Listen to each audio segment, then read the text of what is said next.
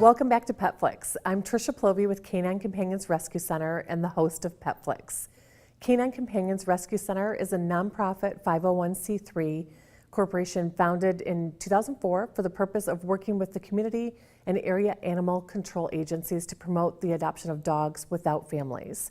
It is our goal to rescue dogs with good quality family potential, and if our adopters and our dogs are both happier after we've made the match, then we've done our job. Our special guest this week is Rachel Brinkman, owner of Einstein Dog Training. So welcome on the show. Thank we you. appreciate you coming, and we appreciate your friend coming too. And I wanted to find out a little bit about your organization, Einstein Dog Training. Mm-hmm. How long have you been doing it, and what got you started in it? Personally, I've been training most of my life. It stemmed from parents that were breeders and trainers before I was born. Got into dog sports at a really young age. Competed with my first dog in dog sports when I was probably about 7. So I've literally been in dogs my entire life. Got into veterinary medicine right out of high school. Then I did that for about 10 years and then got into training professionally. So we opened up my husband and I opened our first dog training business on the West Coast. We were actually in Las Vegas. Okay. We did that in 2010. So we had actually ended up with 2 locations in Las Vegas and 1 in Orange County, California. And we sold them when we moved home with our first child. So we've been in Michigan. We opened in January of 2014. Okay, so you've been doing it for about 4 years now then? In Michigan, yes. Okay, excellent. And where are your locations at in Michigan?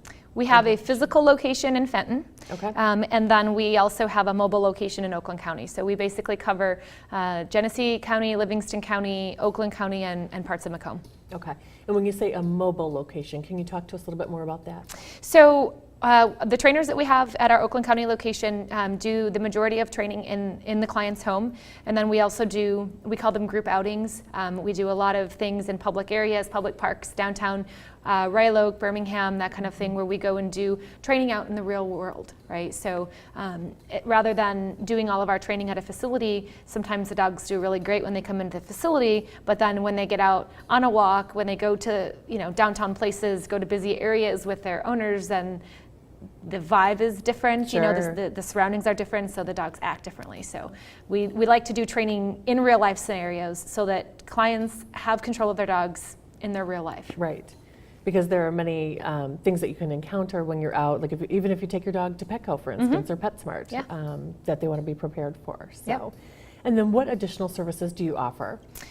So all of our training starts with a private consultation. We do one-on-one consult with the client, with their dog, so we can get a better understanding of what their needs are. Mm-hmm. From there, we have basically 2 different options. We have doggy boot camp, which is where the owner would send their dog to come stay with us for a period of time, where we establish the foundation.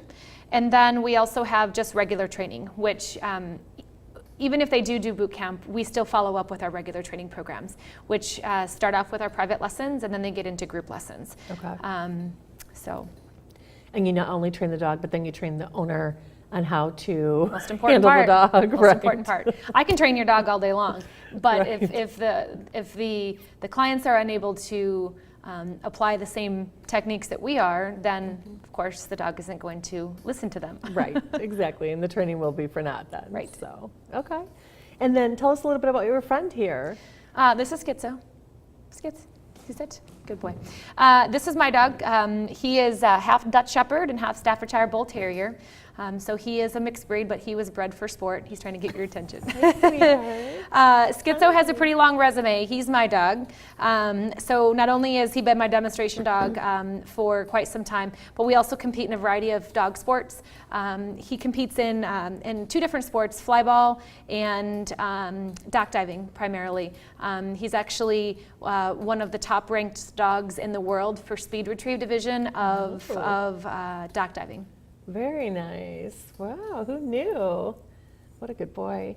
And then what else would you like our audience to know about your business? Is there anything else? Well, our program covers all behaviors. So we're not just specific to puppies or to aggressive dogs, and we cover everything. We do puppy classes. We actually have several locations throughout Oakland County, and then of course at our facility in Fenton that we do puppy classes. Our trainers are all CGC certified, so we do star puppy classes as well as training and testing for the AKC programs.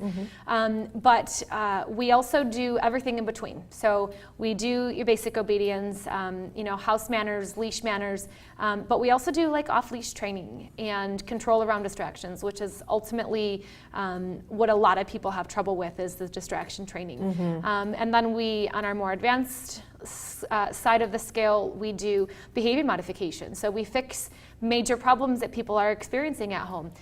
Dog-to-dog aggression, dog-to-human aggression, separation anxiety, destructive behaviors in the house, all of the things that people sometimes have a hard time getting control of themselves. We do all of those things. So we can help people regardless of what their needs are. Okay, that sounds fantastic, especially for anyone that may be having issues with their dog, or when they adopt a new dog, right?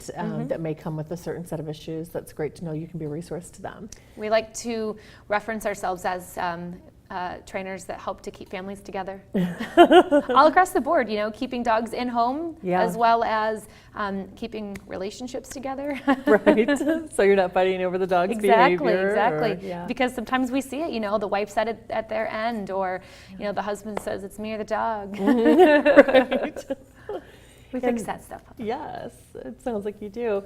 I know you recently worked with one of our dogs through CCRC, Anakin, and Anakin was very high energy boy, and didn't quite know how to act in public, settings, and was just a little, crazy high energy whenever we would take him to Petco for adoption events and everything. And we couldn't believe when we got him back this week after the training that you guys did, what an amazing job you did with him. He performed great at Petco. He was calm, he was greetable, he wasn't jumping on people or barking. He just did terrific. You guys did a great job with him. Thank you. So thank you. Yeah, he's a very cool dog. He'll make someone a great pet. Yes, definitely. And his ears are about 5 inches tall. So. That's his best feature. Yes, it is too. It makes him unique for sure. Absolutely. So, well, we appreciate you being on PetFlix today. Absolutely. Thank you so much for coming, and we look forward to continuing our work with you. Awesome. Our pet of the week is Tara, who you've heard me talk about a couple times on the show. She is still our foster. Tara is a 2-year-old bull terrier mix. She loves to play and has lots of energy. She's been working with our behavioralist, Lindsay, on some guarding issues, and she's responding extremely well. She's great with other dogs, big and small. We're not sure about cats. She is fully housebroken, and she's a very quick learner as well. So if you're interested in Tara or inquiring more about her, you can do so at ccrcdogs.com. And our pet tip of the week, so choosing your pet's name. I know this was a great debate in my household when we got our last rescue dog, but consider names that the pet can easily recognize. So animals respond better to 1 or 2 syllable names usually, and consider names that are easy to call out. Don't go for a tongue twister. A pet's behavior is a great source of inspiration for names, and study your pet's behavior for ideas for names for your pet.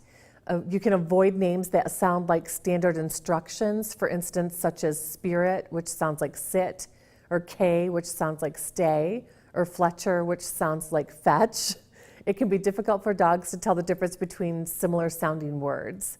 So consider names that will suit your pet through its entire life. For example, kitten may not be appropriate for your cat when she matures. You can also get a baby book of names and check out their meanings. You may find one that suits your pet perfectly, like Clyde, which means heard from a distance, or Rhett, which translates to enthusiastic.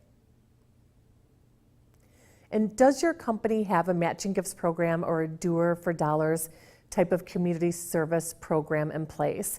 If so, CCRC Dogs can partner with you. We'd love to bring puppies to an event that you're hosting, or maybe a fundraiser that you're doing, a dog food donation project that you might be working on. We would love to partner with you. Usually the company will match your volunteer hours or match donations up to a certain point. Like for instance, my company will match up to $1,000. And then we do still have openings for low-cost spay and neuters in March through our Pause project. If you would like to find out more, you can also visit our website at ccrcdogs.com. And our upcoming events, we have our Spaghetti fundraiser, which is on March 22nd from 6 to 8 at Italia Gardens. If you go to our homepage at ccrcdogs.com, you can actually buy tickets through the homepage. And then, of course, we're always at Petco every Sunday from 12 to 4 with lots of doggies available for adoption. Thank you so much for tuning in to PetFlix today. We appreciate you and hope that you will tune in next time for other exciting events, pet tips, and of course, our Pet of the Week.